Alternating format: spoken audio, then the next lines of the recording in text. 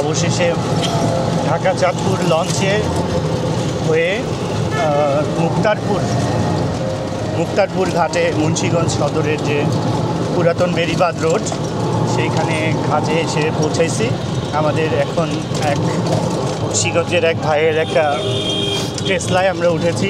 সেই টেসলা আমাদেরকে 100 টাকার বিনিময়ে নিয়ে যাচ্ছে প্রথম আমরা যে মুন্সিগঞ্জের সদরে অবস্থিত প্রথম যে দর্শনীয় স্থান ইদ্রাকপুর। এই ইদ্রাকপুর কেল্লা আমরা ভ্রমণ করতে যাচ্ছি। তো আশা করছি আপনাদের ভাল লাগবে, আমাদেরও ভাল লাগবে, আমরা সেই প্রত্যাশা করছি। আর প্রচুর টেসলা দেখা যাচ্ছে, গরিবের টেসলায় ভ্রমণ করতেছে প্রচুর লোকজন। সিএনজি নেই বললেই চলে। আমাদের গন্তব্য হচ্ছে ইদ্রাকপুর। আমরা ইদ্রাকপুর থেকে অতীশ দীপঙ্করের বাস্তুভিটায় যাব। বৌদ্ধ ধর্মযাজক যাকে গৌতম বুদ্ধের পরেই তিব্বতীয়রা স্থান দিয়েছেন তাদের ধর্মযাজক হিসেবে। তিনি বাঙালি ছিলেন। ঐতিহাসিক একটি নিদর্শন 1760 খ্রিস্টাব্দে মীর জুমলা তিনি এটি প্রতিষ্ঠা করেন। জলদুর্গ নির্মাণ করেছিলেন। আওরঙ্গজেবের তিনি সেনাপতি ছিলেন। প্রত্নতত্ত্ব অধিদপ্তর কর্তৃক এটি সংরক্ষিত একটি স্থান এবং পাশেই একটি চমৎকার পুকুর রয়েছে। আমরা ইদ্রাকপুর কেল্লায় চলে এসেছি। খুবই চমৎকার একটি পরিবেশ। আজ শনিবার 31শে মে। সো মুক্তারপুর ঘাট থেকে লঞ্চে নেমে আমরা এই মুহূর্তে চলে এসেছি ইদ্রাকপুর দুর্গ। এটি প্রত্নতত্ত্ব অধিদপ্তর সংস্কৃতি বিষয়ক মন্ত্রণালয়ের অধীনে একটি দুর্গ। এখানে কাউন্টার থেকে টিকিট সংগ্রহ করে তারপর আমাদেরকে প্রবেশ করতে হবে। তো আমরা কাউন্টারটা কোথায়? কাউন্টার সামনেই। কাউন্টারটা কোথায়? কাউন্টারটা ওদিকে। কাউন্টারও দুর্গের মধ্যেই পড়েছে। তো আমরা যাচ্ছি কাউন্টারে, টিকিট কাটবো। এটি স্যার হচ্ছে মুঘল আমলের স্থাপত্য শিল্প। মুঘল আমলের? হ্যাঁ, এবং এটি নির্মাণ করেন আওরঙ্গজেবের যিনি সেনাপতি ছিলেন মীর জুমলা। তিনি এটি নির্মাণ করেছিলেন 1760 খ্রিস্টাব্দে। মতান্তরে 1758 খ্রিস্টাব্দে। 10 টাকা, মাত্র 10 টাকা। 10 টাকার সেটি হচ্ছে বাংলাদেশের যারা নাগরিক রয়েছে তাদের জন্য টিকিট মূল্য 10 টাকা এবং সার্কভুক্ত যে সমস্ত দেশ রয়েছে তাদের জন্য টিকিট মূল্য 25 টাকা এবং যারা বিদেশি দর্শনার্থী তাদের জন্য টিকিট মূল্য 100 টাকা। আমরা 10 টাকা দিয়ে টিকিট সংগ্রহ করে বিদেশিদের জন্য আরো কম দেওয়ার কথা। স্যার, বিদেশিদের জন্য কম দেওয়ার কথা, কিন্তু যেহেতু তারা বিদেশি, খুব সম্ভবত এই কারণেই তাদের জন্য টিকিট মূল্যটা একটু বেশি রাখা হয়েছে। আল্লাহ ভাই 10 টাকা। আমরা টিকিট কেটে আমরা 4 জন ইদ্রাকপুর দুর্গে প্রবেশ করব এবং দুর্গের সম্মুখ ভাগে দুইটি ছোট দুর্গের মতো নিদর্শন রয়েছে। ভেতরে হচ্ছে গিয়ে মূল দুর্গ যেটি হচ্ছে 33 মিটার চওড়া এবং উচ্চতা হচ্ছে গিয়ে 9 মিটার। নির্ধারিত যে পুনর্নির্ধারিত মূল্য 20 টাকা করে। ইতিহাস ঐতিহ্যের দিক দিয়ে ইদ্রাকপুর দুর্গ এটি কালের সাক্ষী হিসাবে দাঁড়িয়ে রয়েছে এই মুন্সিগঞ্জ জেলায়। আমরা একটি বিজ্ঞপ্তি দেখতে পাচ্ছি এখানে, যদি আমরা স্যার একটু পড়ে শোনাই বিজ্ঞপ্তিতে যেটি লেখা রয়েছে। স্যার, আপনি যদি একটু পড়েন অনুগ্রহ করে। এটি রয়েছে স্যার এখানে সংরক্ষিত পুরাকীর্তি। Could you please read out the text? এই প্রত্নতত্ত্বের ধ্বংস, অনিষ্ট সাধন, বিকৃতি, পরিবর্তন, ক্ষয়ক্ষতি করলে, ভেঙে ফেললে এর কোনো অংশের উপর 1760 খ্রিস্টাব্দে ইদ্রাকপুর এই দুর্গটি নির্মাণ করেছিলেন মীর জুমলা, যিনি ছিলেন সম্রাট আওরঙ্গজেবের সেনাপতি। এবং এটি হচ্ছে গিয়ে একটি জলদুর্গ। মূলত মগ এবং পর্তুগিজ যে সমস্ত জলদস্যু রয়েছে তাদের হাত থেকে এই নারায়ণগঞ্জ এবং ঢাকাকে রক্ষা করার জন্য মীর জুমলা মগ এবং পর্তুগিজ যে সমস্ত জলদস্যু ছিল ওই সময়ে তাদের হাত থেকে মূলত নারায়ণগঞ্জ এবং ঢাকাকে রক্ষা করার জন্য এই জলদুর্গ নির্মাণ করেছিলেন, কেন নদী দ্বারা পরিবেষ্টিত। এবং সবচাইতে মজার ব্যাপার যেটি স্যার, এই যে শীতলক্ষ্যা নদী সেটি কিন্তু অনেক দূরে সরে গিয়েছে। 1760 খ্রিস্টাব্দে সেটি কিন্তু আরও সন্নিকটে ছিল, এবং এটি হচ্ছে গিয়ে মুঘল স্থাপত্যের একটি দুর্গ, যার নির্মাণশৈলী খুবই চমৎকার, ইট এবং সুরখির মাধ্যমে তৈরি। মানে ভিতরে কি রাস্তা, এই যে পানি সহ দেখা যাচ্ছে যে এটা ভেতরের এটি কথিত রয়েছে হচ্ছে সুড়ঙ্গ পথ, যেটি দিয়ে লালবাগ কেল্লায় যাওয়া যেত কথিত মতে, কিন্তু আদৌ এটি সত্য কিনা, এইটা দিয়ে লালবাগ কেল্লায় যেত, কিন্তু আদৌ এটি সত্য নয়। এদিকে ভাই উপরে উঠে তারপর নিচে নামি। এবং এই কেল্লার ওপরে স্যার এই যে মঞ্চ যেটি রয়েছে সেটি হচ্ছে গিয়ে 33 ফুট। আচ্ছা, উপরে মঞ্চ আছে না? হ্যাঁ, মঞ্চ রয়েছে স্যার, এবং এখান থেকে কামান, তারপর হচ্ছে গিয়ে অন্য অন্য যে অস্ত্র রয়েছে সেগুলো নিক্ষেপ করার জন্য হচ্ছে বিভিন্ন ফুটো রয়েছে আর কি।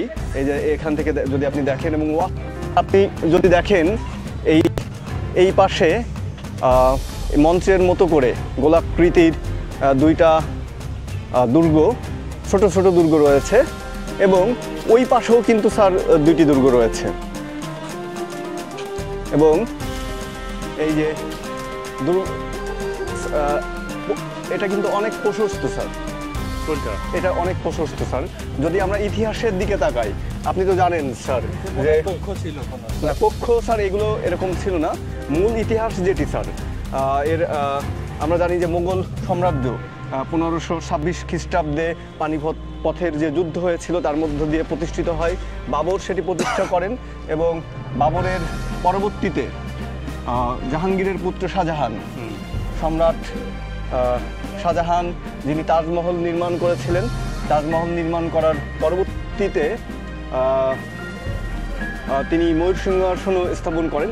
সম্রাট শাহজাহানের হচ্ছে 4 পুত্র, দারা শিকো এবং আওরঙ্গজেব যিনি সম্রাট হয়েছিলেন, এবং শাহ সুজা যিনি সুবে বাংলার সুবেদার ছিলেন। মীর জুমলা শাহ সুজার সাথে একটা যুদ্ধ করেছিলেন এই দুর্গ থেকে, কথিত আছে স্যার। এবং সেই যুদ্ধের পরাজিত হয়ে শাহ সুজা কিন্তু আরাকান রাজ্যে চলে যায়, এবং সেখানে তাকে হত্যা করা হয়। স্ট্রাকচার দেখা যাচ্ছে এখানে, এটাও কি ওই সময় 350 বছর পূর্ব, প্রায় 375 বছর হতে চললো। এখনো যদি আপনি দেখেন এটি কিন্তু হচ্ছে অক্ষত রয়েছে, নতুনের মতো রয়েছে স্যার। এবং এই ইট সুরখি যেটি দিয়ে তৈরি, সেটি মোগল আমলের যে আপনি বিভিন্ন নিদর্শন কিন্তু বাংলাদেশের বিভিন্ন অঞ্চলে রয়েছে। আপনি লালবাগ যে কেল্লাজের কথা আমরা বলি, হোসনি দালানের কথা বলি, হ্যাঁ, সেগুলো কিন্তু মোগল আমলের নিদর্শন। এবং আপনি জানেন যে বাংলা, অর্থাৎ যে প্রদেশ বাংলা, বিহার, উড়িষ্যার যে প্রদেশ, সেটি হচ্ছে গিয়ে সুবে বাংলার অধীনে ছিল, এবং এটার সুবেদার ছিল শাহ সুজা।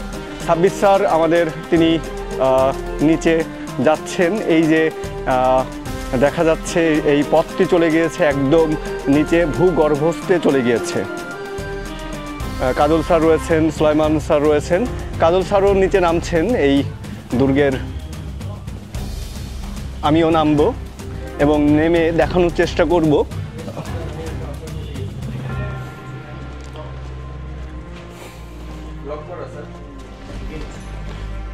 এটি হচ্ছে গিয়ে দুর্গের মধ্যকার অবস্থা।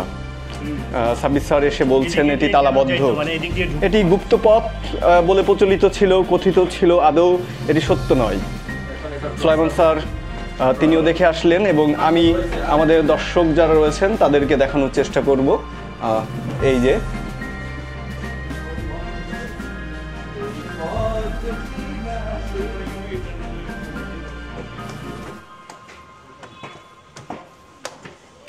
আসলেই খুবই নান্দনিক একটি জায়গা।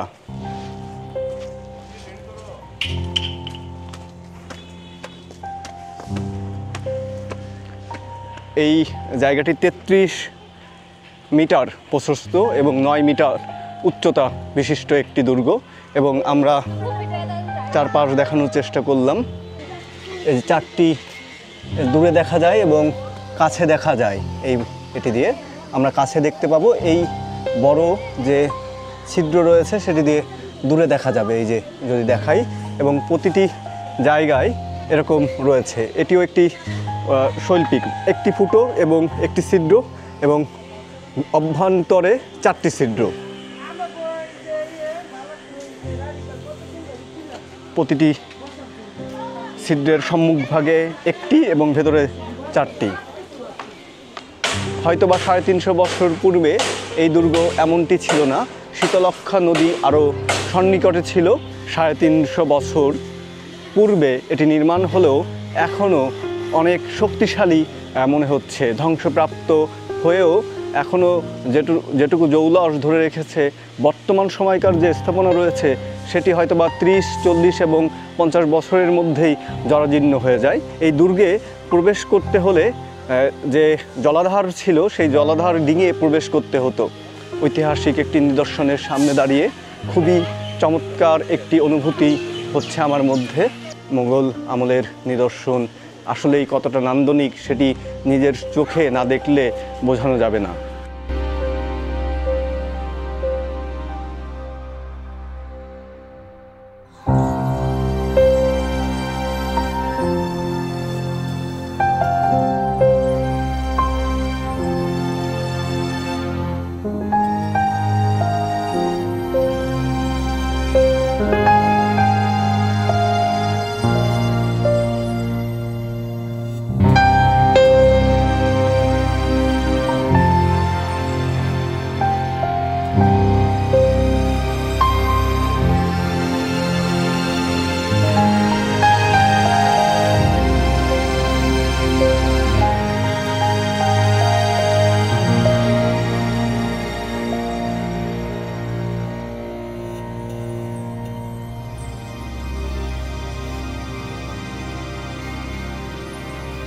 জগদীশ চন্দ্র বসুর বাড়ি, হুমায়ুন আজাদের বাড়ি নাকি স্যার যাবেন?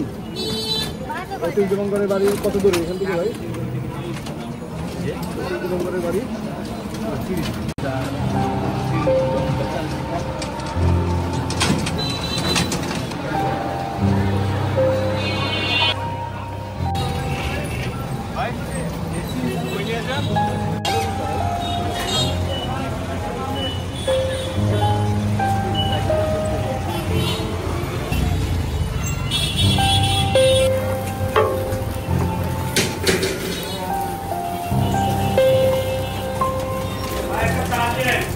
তুমি তো মিয়া যে কথা বল